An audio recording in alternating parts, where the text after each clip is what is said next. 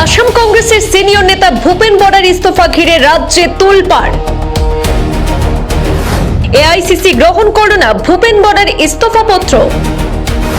ভূপেন বরার ইস্তফা ইস্যুতে দ্রুত হস্তক্ষেপ করলেন রাহুল গান্ধী। দীর্ঘ সময় রাহুল গান্ধীর সাথে ফোনে কথা বললেন ভূপেন বরা। দলীয় অন্তর্কন্দল রোধে পদক্ষেপ করলেন কেন্দ্রীয় নেতা কেসি বেণুগোপাল। কয়েক ঘন্টার মধ্যে সমস্ত মতবিরোধ মিটিয়ে নিতে মাঠে নামলেন গৌরব গগৈ। ভূপেন বরার ইস্তফার খবর প্রকাশ হতেই গৌরব জিতেন্দ্র ছুটে গেলেন তার বাসভবনে। ইস্তফা প্রত্যাহারের বিষয়টি পরিবারের সঙ্গে আলোচনা করতে সময় চাইলেন ভূপেন বরা। জিতেন্দ্র সিং ভূপেন বরা ইস্তফা প্রত্যাহার করেছেন বললেও পাশে থেকেই সেই ভাষ্যকে খণ্ডন করে অন্য কথা বললেন ভূপেন বরা। প্রত্যাহারের বিষয়টি পরিবারের সঙ্গে আলোচনা করতে হবে, ভাইদের সঙ্গে কথা বলে দলকে জানাবেন বলে উল্লেখ করেছেন ভূপেন বরা।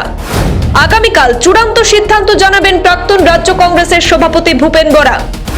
আমার থেকে ভুল হয়ে থাকলে ছোট ভাই হয়ে ক্ষমা চাইছি, মন্তব্যে ক্ষমা প্রার্থনা গৌরব গগৈ। স্বাভিমান বা আত্মসম্মানের প্রশ্নে অনড় থাকলেও দল ছাড়ার বিষয় আপাতত স্থগিত করলেন ভূপেন বরা। গৌরব গগৈ জিতেন্দ্র সিংকে সঙ্গে নিয়ে সংবাদ সম্মেলনে কথা বললেন ভূপেন বরা। রাহুল গান্ধীর হস্তক্ষেপের পর সম্মিলিত লড়াই এগিয়ে যাওয়ার বার্তা গৌরব গগৈ এবং জিতেন্দ্র সিংয়ের। আসাম কংগ্রেসের এক গুরুত্বপূর্ণ সৈনিক ভূপেন বরা মন্তব্য করে দলে ভাঙনের সমস্ত শঙ্কা উড়ালেন কেন্দ্রীয় পর্যবেক্ষক জিতেন্দ্র সিং। আসামের অপশক্তির বিরুদ্ধে কথা বলার মতো শক্তিশালী কণ্ঠ ভূপেন বরা, এই কথা বললেন খুদ গৌরব গগৈ। রাজনৈতিক বিরোধী শক্তি উজ্জীবিত কংগ্রেসকে এলোমেলো করার সর্বোচ্চ শক্তি প্রয়োগ করবে, তবে কংগ্রেস ঐক্যবদ্ধই আছে বললেন প্রদেশ কংগ্রেস সভাপতি গৌরব গগৈ। ভূপেন বরার ইস্তফার খবরে আজ সকাল থেকেই দিশপুরে হাহাকার পরিস্থিতি সৃষ্টি হয়েছে। মহাজোটের অংশীদার অখিল গগৈও মিলিত হয়েছেন ভূপেন বরার সঙ্গে। ভূপেন বরার বাসভবনে পৌঁছান দলীয় বিভিন্ন স্তরের পদাধিকারী সহ মহাজোটের সঙ্গী একাধিক নেতারা। ইস্তফা পত্র প্রত্যাহার করে নিতে ভূপেন বরার ঘরে পৌঁছে আবেদন জানালেন খুদ গৌরব গগৈ। আজ প্রার্থিত্ব প্রদান সংক্রান্ত দলের গুরুত্বপূর্ণ বৈঠক রয়েছে, আর সেই বৈঠকে অংশগ্রহণ করবেন ভূপেন বরা। সংবাদ সম্মেলন থেকেই জানিয়ে দিলেন এআইসিসি নেতা জিতেন্দ্র সিং। ইস্তফা প্রত্যাহার প্রসঙ্গে ভূপেন বরা বললেন যে দলের কাছে কিছু সময় চেয়েছেন তিনি। দলের জন্যই তার ভাইয়ের ব্যবসার সমস্ত লোকসান হয়েছে। বিষয়টি ভাইয়েরদের সঙ্গে আলোচনা করার জন্য কিছু সময় চেয়েছেন বললেন প্রাক্তন সভাপতি ভূপেন বরা। সম্ভবত ভূপেন বরার ইস্তফা ইস্যু আগামীকাল স্পষ্ট হবে, তবে আপাতত রাহুল গান্ধী এবং কেসি বেণুগোপাল হস্তক্ষেপে ইস্তফার বিষয়টি আপাতত স্থগিত রয়েছে।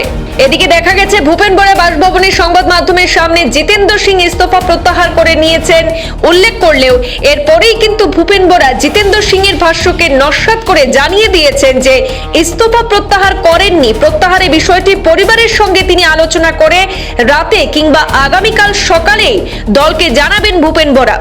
রাজনৈতিক মহলের মতে দলীয় নেতৃত্বকে হতাশ বা অপমান করার ফিরিয়ে দেওয়ার মানসিকতা না দেখাতে হয়তো ভূপেন বরা এইভাবেই কথাগুলো বলেছেন। তিনি উল্লেখ করেছেন দলীয় শীর্ষ নেতৃত্ব যা জানে না আজ তা জানিয়ে দিয়েছি। আমার ভাইয়ের ব্যবসা নিয়ে দেওয়া হয়েছে এপিসিসি সেক্রেটারিকে। কংগ্রেসের ভেতরে কি চলছে এসব জানে না অনেকেই। এই কথার মধ্যে ভূপেন বরা পরোক্ষভাবে বুঝিয়ে দিয়েছেন ইস্তফাপত্র প্রত্যাহারের সময় চাওয়া মূলত দলীয় নেতৃত্বকে সম্মান জানানোর পন্থা মাত্র। আসলে তিনি ইস্তফার সিদ্ধান্ত অটুট রয়েছেন এমনটাই মনে করছেন অভিজ্ঞ রাজনৈতিক মহল। তবে এই গোটা বিষয়টি স্পষ্ট হবে আগামীকাল। তিনি সময় চেয়েছেন যে আগামীকাল সকালে হয়তোবা তিনি জানাবেন যে তিনি কি সিদ্ধান্ত নিয়েছেন, সেদিকেই তাকিয়ে গোটা রাজ্য। अध्यक्ष जी ने और अखिल भारतीय कांग्रेस कमेटी ने आपका इस्तीफा को नहीं अपनाया है, उन्हें मंजूर नहीं किया है। लीडरशिप ने माननीय इंदिरा जी से लंबी चर्चा करी है।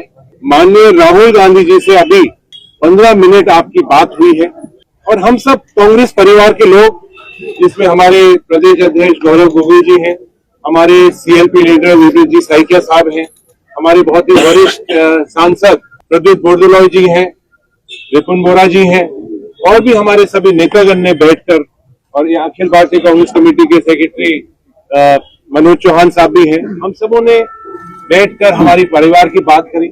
हमारा आंतरिक मामला है, और जो भी कोई हमारे अंदर कोई बात थी, हमारे अंदर कोई चर्चा थी, वो हमने अपने परिवार के अंदर बैठ के उसको सुलझा ली है। और हमारे बहुत ही वरिष्ठ नेता भूपेन बोरा जी, जिनमें मेरे खुद के उनके बहुत पुराने संबंध 2006 और 7 से, जब से वो आप यूथ कांग्रेस में थे, मैं भी इंचार्ज होता था, जब से लेकर आज तक हमारे बहुत ही संबंध है। इनने 30 साल से ज्यादा की राजनीति कांग्रेस का एक सिपाही के रूप में इनने करी। आगामी चुनाव के अंदर कैंपेन कमेटी के अध्यक्ष के नाते पूरे प्रदेश के अंदर जो ये भ्रष्ट सरकार है उसकी सबसे बड़ी आवाज आसाम की ये रहेंगे।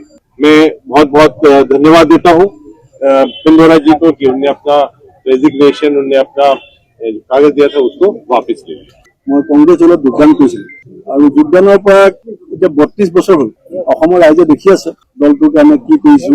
মই বহুত দিনৰ পৰা নেতৃত্বক জনাই আছিলো। যেতিয়া মই দেখিলো যে মোৰ কথাবিলাক গুৰুত্বহীন হৈছে, তেতিয়া মই পদত্যাগ পত্ৰ দিছো। এতিয়া মোৰ কেন্দ্ৰীয় নেতৃত্ব, ৰাজ্যিক নেতৃত্ব মোৰ সৈতে কথা পাতিছে। তেখেতসকলে কৈছে ৰিজিগনেশ্যন গ্ৰহণ কৰা নাই বুলি। মই তেখেতসকলক কৈছো যে মোৰ পৰিয়ালৰ লগত মোৰ দুজন ভাই আছে, ভণ্টি আৰু মোৰ পৰিবাৰ, মই কথা পতা নাই, নপতাকে মই পদত্যাগ দিছো।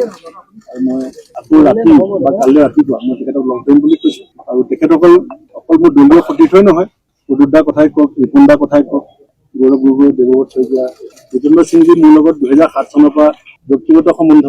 আমি তেতিয়া ইউথ কংগ্ৰেছ কৰিছো। মনোজ চৌহানজী মোৰ যেতিয়াই লখিমপুৰ যায়, মোৰ ঘৰত যায়, সেইকাৰণে এইটো আমাৰ ব্যক্তিগত আৰু ৰাজনীতি দুটাই কথা আছে। সেইকাৰণে মই তেখেতৰ যিখিনি পৰামৰ্শ আৰু প্ৰস্তাৱ দিছে, মই অকণমান সময় বিচাৰিছো যে অলপ সময় মোক দিয়ক। মই আজি ৰাতিৰ ভিতৰত বা ৰাতিপুৱাৰ ভিতৰত মই তেখেতক নিজে গৈ লগ ধৰিম, আপোনালোকক জনাই দিম।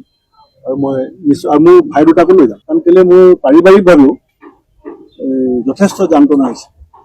আনকি মই কৈ দিছো और कोई ने बोला कि मेरा भाई का जो बिजनेस है वो कांग्रेस होने का नाते छीन गया, लेकिन कांग्रेस का एपीसीसी का सेक्रेटरी को बिजनेस मिल गया, मेरा भाई का हाथ से गया। तो हाईकमान को इतना बात पता नहीं था, अभी उन्होंने बोल दिया कि कांग्रेस में क्या चल रहा है, और हाईकमान ने सीरियसली लिया है, इसलिए मैं अभी इतने নজনাকৈ আমাৰ কিছু সিদ্ধান্তৰ পৰা তেওঁ আঘাত পাইছে, তো তাৰ বাবে আমি তেখেতৰ পৰা আমি সৰু ভাইটি হিচাপে আমি এজন জ্যেষ্ঠ দাদাৰ পৰা আমি ক্ষমা বিচাৰিছোঁ।